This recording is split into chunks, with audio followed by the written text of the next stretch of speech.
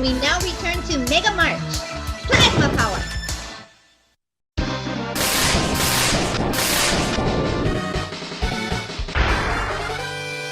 Number 8. Hello everyone, ColeManX here. Mega Man X8, Paradise Lost. First of all, new art direction, new character designs. I think it's pretty cool, especially seeing them in a nice cutscene environment like this. But this really catches you up to speed with what's going on with new generation Reploids and stuff. So, I mean, that's good. So you're not spending the first half of the game just confused. I just love just the presentation for when the car explodes off the elevator, and then as it's falling, just Paradise Lost fades into the screen, and then everything goes white. It's really cool, very cinematic. But, I mean, like, what a nightmare, you know? Like, anyone could have been in that car, but it just happened to be Lumine and, you know, his buddies. But, like, did Lumine cause that? Like, was he trying to do a test of how much, like, the Sigma bodies can, like, endure? I've always kind of wondered that. You know, like, was it just a happy accident that it was Lumine's car that exploded? And then we get our introduction to X, and it's, of course, the best voice that X has or probably will ever have. It's just, I don't know, it's just so good seeing him being X, you know, doing some surveying and trying to figure out what's going on. And then you see Sigma come out, and it's just so, like, chilling, you know. I mean, I know we've seen Sigma every game, but just the way it's presented, you know, you just kind of see his face cloaked in shadows, and then his hand, you know, comes out and he pulls his whole body out. And then there's like a million Sigmas, and then X's, like, his facial expression is just amazing. Like, he's just terrified, you know?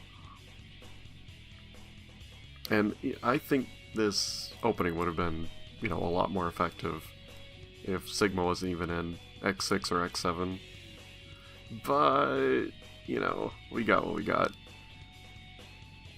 And then, you know, in comes Lumine with the story dump, like we discussed earlier.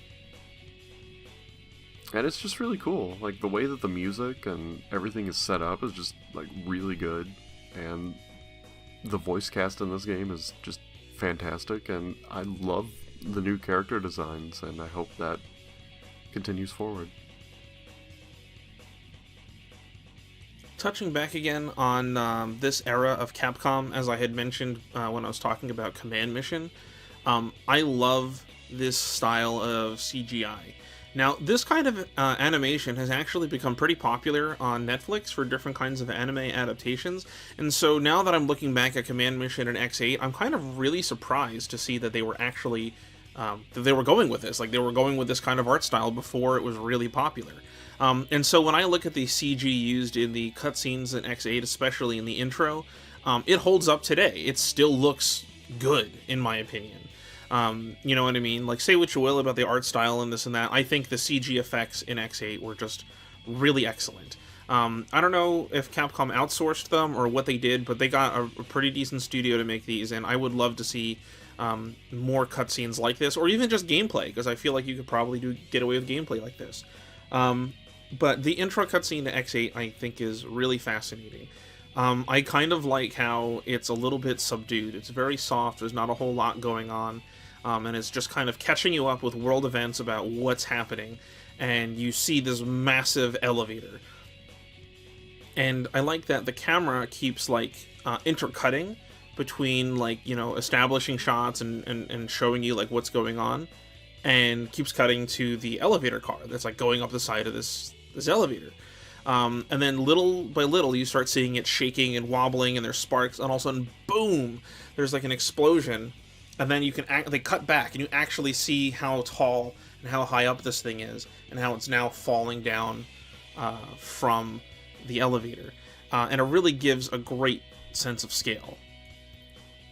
Then, you know, as this thing falls down, and it crashes, and there's like a huge fire, and it's like, you know, very like chaotic about everything that happened, you know, like it gives you the sense that like maybe this was sabotage. You know, at first I thought it was maybe like an accident, but it turns out it seems like it's sabotage, and the camera and the framing and everything they do in that sequence kind of makes it seem like oh, this was like, you know, almost like a news report. It kind of feels very foreboding, like, whoa, what is this disaster, what's going on? I always found it kind of funny that X seemed to be conveniently there on the scene. I'm just gonna go ahead and believe that he teleported in. But when you see X show up in this like sea of flames and all of these, you know, Reploids stand up and it's just like 100 Sigmas, it's like, what the hell is going on? Because now you're like, what's happening? Like, why are there so many Sigmas? You know, even though I knew that Axel was a thing and I knew that he could transform, when I still saw all of the different Sigmas, it still took me by surprise, because I'm like, what are they doing? Like, where are they going with this? And then they all, of course, transform back into their default forms, and you see that they're just like, you know, next-gen worker Reploids, and then Lumine steps forward. And, like, I mean, come on. Anyone who's played anything ever or has ever seen any sort of movie, you know that Lumine is the bad guy. Like, he's standing there with an army of Sigmas behind him while he's surrounded by flames. Come on, he looks like the bad guy. But nevertheless, it was a really cool scene. It's very strange, and it definitely made Lumine feel very eerie to me. And I was like, what is going on? Why does he have control over all these Sigmas? What's happening? And so the intro sequence to X8, I think, is really cool. It's interesting that it happens, and it doesn't seem to lead directly into the intro stage like most of the other intros in Mega Man games have done. It's just kind of like letting you know that something happened, and introducing you to the concept of next gens having Sigma's DNA. But, you know, that's just where it's at. And I really, another thing I needed to mention just before I cut this short is the music. I love the orchestral music they used in X8, especially for Lumine's theme and other certain themes, not necessarily for stages, but just things establishing the grand scale of everything that's happening in Mega Man X8. It's just perfect. I love the swelling music as the camera pans up, showing you the Jacob elevator, and it's just great stuff. Really, really, really good intro, and I hope that if an X9 ever does happen, we get something on that caliber or above. Right out the gate, Mega Man X8's opening just hits you with that beautiful guitar sound that you'll be hearing through your entire playthrough. And it's stellar. Huge fan of this game's soundtrack, but from the get-go, with this opening, with this shot of the orbital elevator, it just gets your heart kind of pumping, ready to play. This opening, it shows a lot of clips from the game itself, and kind of focuses on each playable character's different abilities. You know, we get to see like Axel's charge shot, Axel's, you know, multi-aiming, what have you. And for fans that are kind of not too in the know with the series' storyline, I feel like it does a pretty decent job of getting folks kind of not caught up, but warmed up to what they're about to experience. So if X8 is your first X game, or it's one that you're playing and you haven't played in a long time, it kind of gets you really caught up. But yeah, it's just it's a nice, like, dipping your toes in the water before you play this game. That's just kind of it's kind of divisive in terms of reception. Honestly, it's one of my favorites. But you know, we get to see a lot of the action, a lot of gameplay, bits and pieces of the stages. We also get to see shots from other cutscenes coming down the line, and it really kind of shows off the newer designs for X-Zero and Axel, that kind of streamlined designs that this game is kind of known for. And it just it builds up to that. It's a really simple title screen where it just, you know, focuses on X's side profile, and it does a beautiful job of focusing in on the, what do we call them, earpieces, like his earpiece, that cool new design where it's shaped like an X, and they just kind of run with that. The game's logo is kind of part of that, and it's perfect. Just wow. I can't even imitate the sound of my mouth. The whole You know what I mean. But for the, as of this recording, the final X game in the timeline, it sets you up feeling like, okay, this is something big is about to start when I press the start button and be a new game. But yeah, just really great lead up. That soundtrack, man. I think I gotta go listen to it again right now. Yeah, I'm gonna go hit it up. Howdy folks, ShadowRock here. It's funny that we were just talking about what was supposed to be the last X game.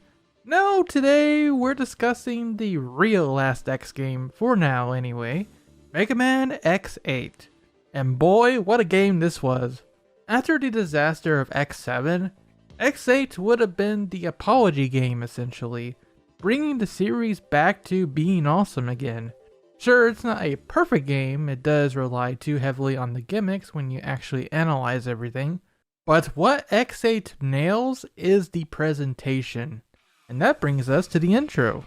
Now, 90% of the time, I would actually prefer the English opening to the Japanese one, but that is not the case for X7 and X8 specifically. Because if there's anything that makes this intro and just blasts you in the face right away, you all know what it is. It's Wild Fang. It's just too bad that Wild Fang is the entire reason why we can't show the Japanese opening on YouTube without getting copyright claimed. But that aside, Wild Fang is too freaking good.